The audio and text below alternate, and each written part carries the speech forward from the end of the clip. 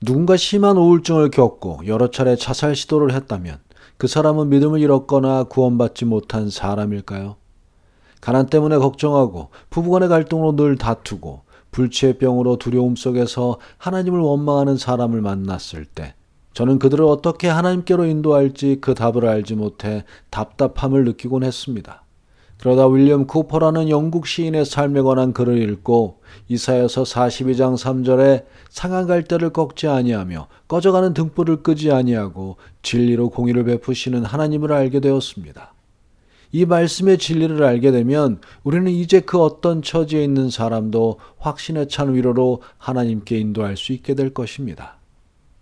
오늘은 하나님의 숨겨진 미소 5번째 영상으로 윌리엄 쿠퍼의 삶을 통해 연약한 자를 결코 버리지 않으시는 하나님을 생각해 보겠습니다.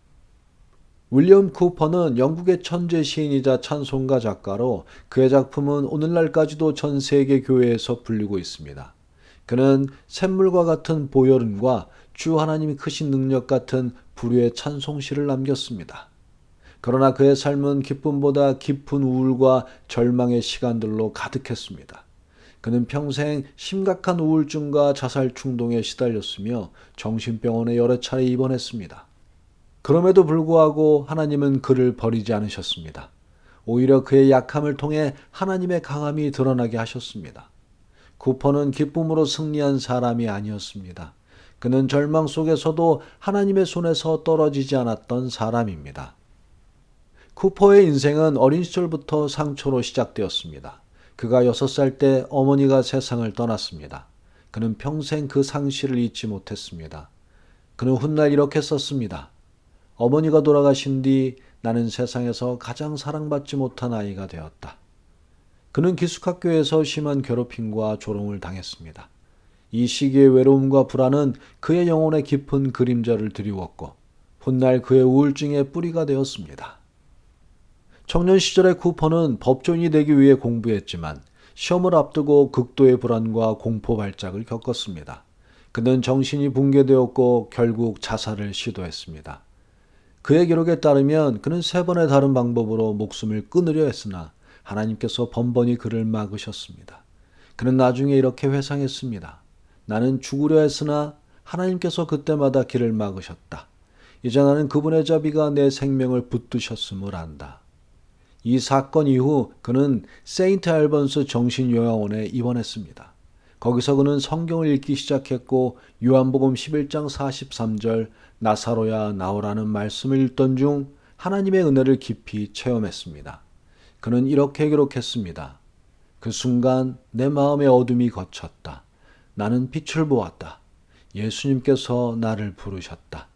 나사로처럼 나는 죽음의 무덤에서 일어났다. 이 체험으로 그는 회심하게 되었습니다.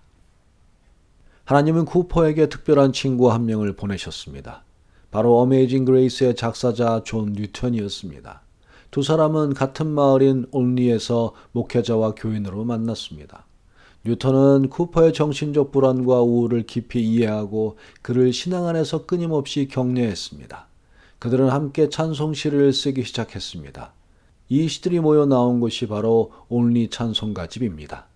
그 안에는 우리가 지금도 부르는 샘물과 같은 보혈음과 주 하나님 크신 능력이 수록되어 있습니다.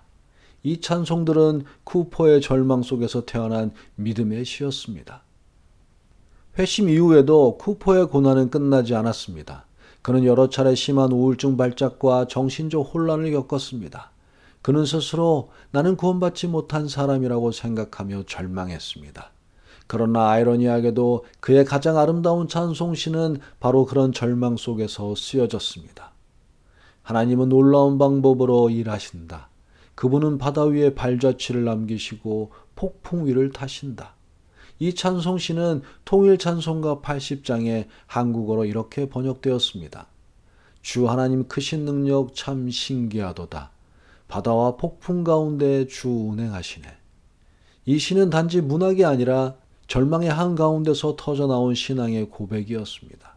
그는 하나님의 섭리를 이해하지 못했지만 하나님이 여전히 그 안에 계심을 믿었습니다.